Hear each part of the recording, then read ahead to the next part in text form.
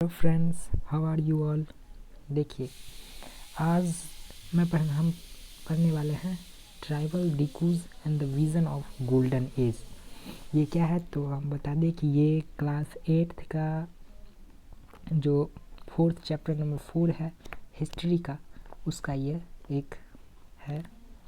तो आज हम इसी के बारे में पढ़ने वाले हैं। देखिए, आज हम पूरा समझेंगे कि मतलब इस वीडियो में, ये जो अभी वीडियो बना रहा हूँ, इस मॉड्यूल में आपको रहेगा पूरा इंट्रोडक्शन कि आज हम इस वीडियो में क्या पढ़ने वाले हैं। ओके, तो what we are going to study in this video वो होगा हमारा, देखिए, tribal dikus and vision of golden age, है ना। पहले हम समझते हैं ये ट्राइबल मतलब क्या होता है।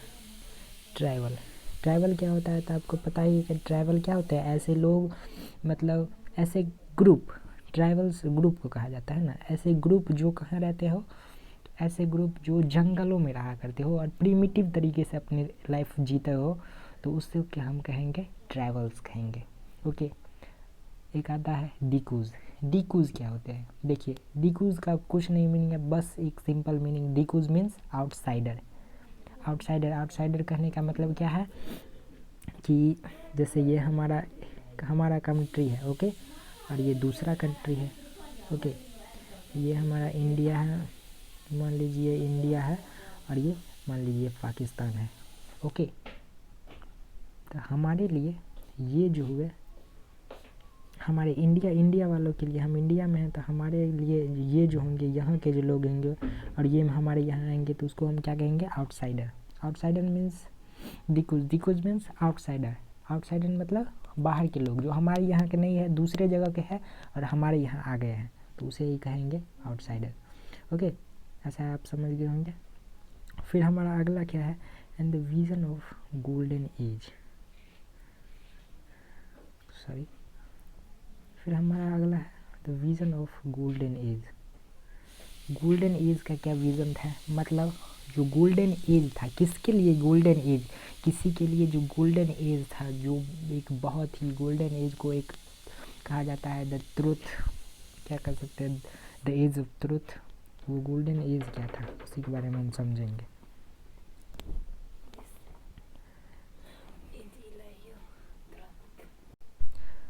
तो देखिए आगे क्या है, तो हम इस चैप्टर में हम क्या पढ़ने वाले हैं। देखिए, इस चैप्टर में बेसिकली हम पढ़ने वाले हैं बिरसा मुंडा के बारे में। बिरसा मुंडा आपको देखिएगा, हम जब चैप्टर अपना स्टार्ट करते हैं, जब चैप्टर खोलते हैं, तो सबसे फर्स्ट में जो है वो बिरसा मुंडा का कहानी आता है। तो फर्स्ट में जो थोड़ा सा बिरसा मुंडा का कहानी दिया गया है, लेकिन फिर लास्ट में जो है उसी को वास्ट कर दिया गया और उनका और ज़्यादा कहानी दिया गया है। लेकिन हम पहले बिरसा मुंडा का कहानी पूरा ख़त्म कर लेंगे, फिर उसके आगे बढ़ेंगे। ओके, तो सबसे पहले हम पढ़ेंगे बिरसा मुंडा के बारे में। उसके बाद how did tribal group live. जो ट्राइबल ग्रुप थे, मैंने बताया था ना, ट्राइबल्स क्या है, एक ग्रुप है, a group of people who live in forest, जो फॉरेस्ट में रहते हैं ना, और वो प्रिमिटिव लाइफ जीते हैं। Who lives in forest and lead a primitive life, उसे हम कहते हैं ट्राइबल्स। तो हम ये समझेंगे कि जो ट्राइबल्स ग्रुप थे वो अपना जीवन मतलब कैसे बिताते थे, उनके बारे में हम समझेंगे कि वो अपना जीवन हम यहाँ हैं, हम बाहर में है, तो हमें इतनी दिक्कत का सामना करना पड़ रहा है। तो वो तो ट्रैवल्स हैं, वो तो फॉरेस्ट में रहते हैं, उनके लिए ना कोई व्हीकल्स हैं, ना रुपये है, ना कुछ नहीं है, तो फिर उनका जीवन कैसे चलता था, हम ये समझेंगे। फिर अगला हमारा आएगा समवेयर झूम कल्टीवेटर्स। तो उस ट्रैवल्स ग्रुप में जो है वो कुछ क्या थे, झूम कल्टीवेटर थे। झूम कल्टीवेशन क्या है, मैं सब इसके आगे, अभी अगर मैं झूम कल्टीवेशन बताऊं तो ये बहुत बड़ा हो जाएगा वीडियो, क्योंकि ये हमारा इंट्रोडक्शन वीडियो है। तो फिर हम झूम कल्टीवेशन के बारे में जब हम पढ़ेंगे तो उसके बारे में हम अच्छे से आपको बताएंगे। फिर हम पढ़ेंगे झूम कल्टीवेशन। उसके आगे जब बढ़ेंगे तो somewhere hunters and gatherers. Hunters and gatherers क्या होते हैं, तो ऐसे जो कुछ उसमें से कुछ ग्रुप्स ऐसे होंगे जो शिकार करके लाते थे और फिर जो है वो अपना फूड, उनका मतलब शिकार करके लाना वही उनका फूड हो जाता था। एंड गैदरर मतलब जमा करके रखते थे। कुछ हंटर्स थे एंड समवेयर गैदरर्स।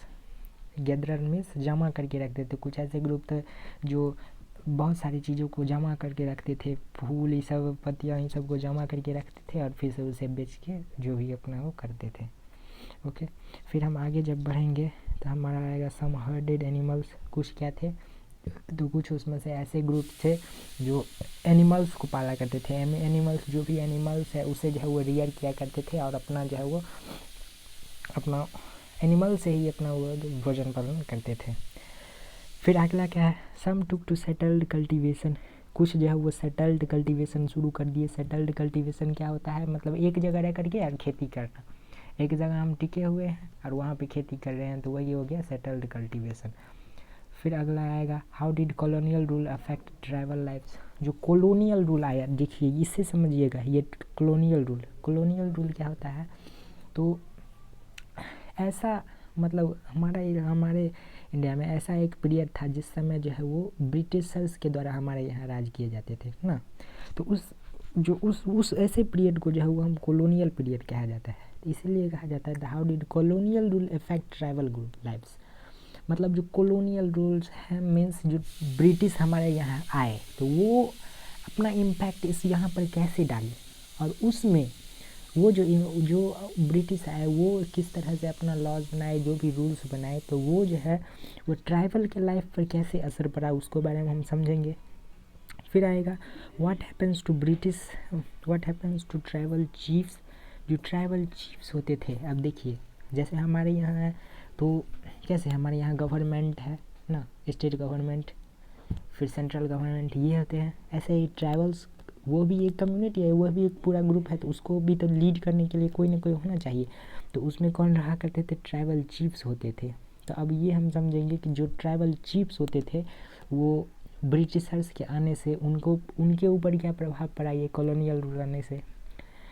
फिर अगला हमारा आएगा what happened to shifting cultivators, जो शिफ्टिंग कल्टीवेटर्स थे, हमने जो चीज़ पढ़ा, एक settled cultivation and second is shifting cultivation. मतलब सेटल्ड कल्टीवेशन होते थे ऐसे जो मतलब एक ही जगह रह करके वहाँ पे कल्टीवेशन करते हो, और शिफ्टिंग कल्टीवेशन हो जाएगा जस्ट उसका उल्टा, वो अलग अलग जा करके जगह और फिर वहाँ जो है वो कल्टीवेशन करते हैं, तो उसे ही कहलाएगा शिफ्टिंग कल्टीवेशन।